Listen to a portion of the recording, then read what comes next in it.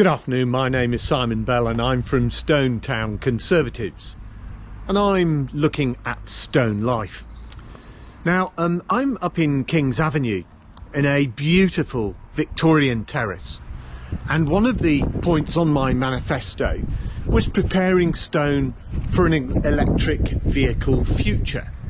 Now that's fine if you live on a modern estate, but if you live in a Victorian terrace, then that actually can be a little bit problematic. So I'm going to introduce you to one of the residents, Brent, and we're going to see what the issues really are.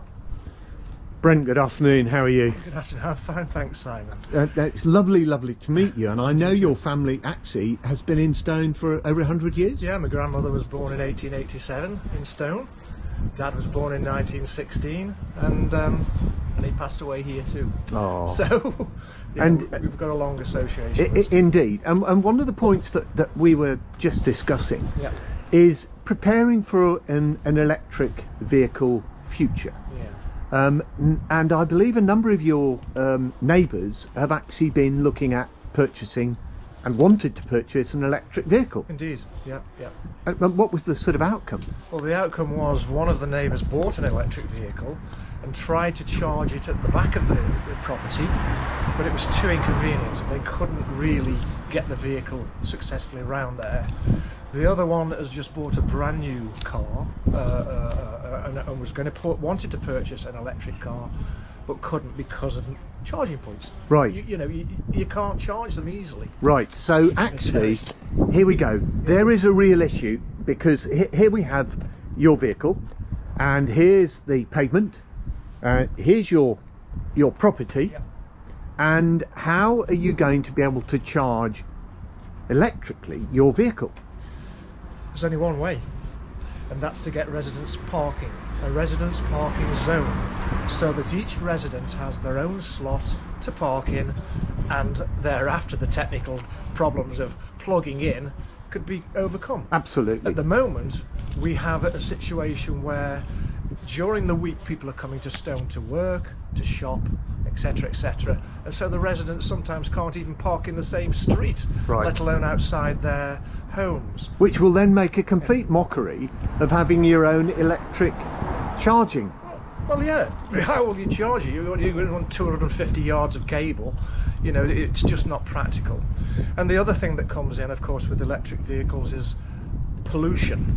You know, in 2030 we're going to be stopping the cessation of selling new petrol and diesel engines. It's not far away. It's no, it's not at all. Track. And at the moment, in the mornings and afternoons down this avenue anyway, the pollution is quite serious. The fact that we can't even get the street swept is a serious thing.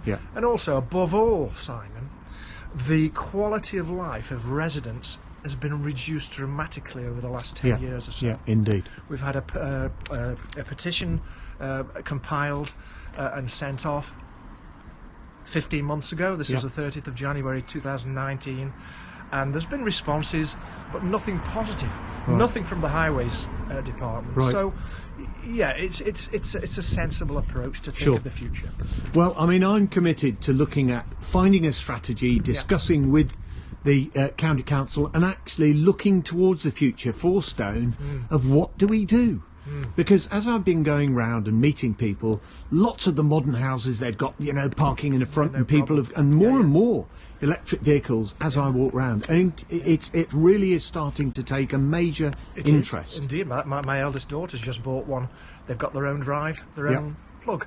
And were there one or two points that you wanted to make, I think, Brent? Well, yes, I mean, from the petition's point of view, just let the train go by.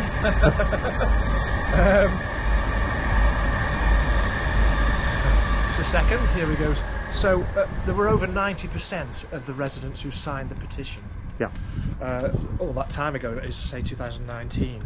Now, primary reasons for the request was to be able to park as residents close to where we live. To improve the quality of life of all the residents, which I've already mentioned.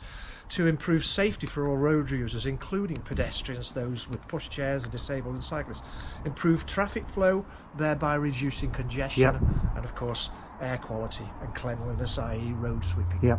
So all of these things could be addressed by the way of getting an RPZ, Indeed. as it's called. Indeed. Yeah. Okay. Yeah. All right. Well, Brent, you know, it's one of these issues which people say, yeah, but it's 9.5 or 9 years away. Oh.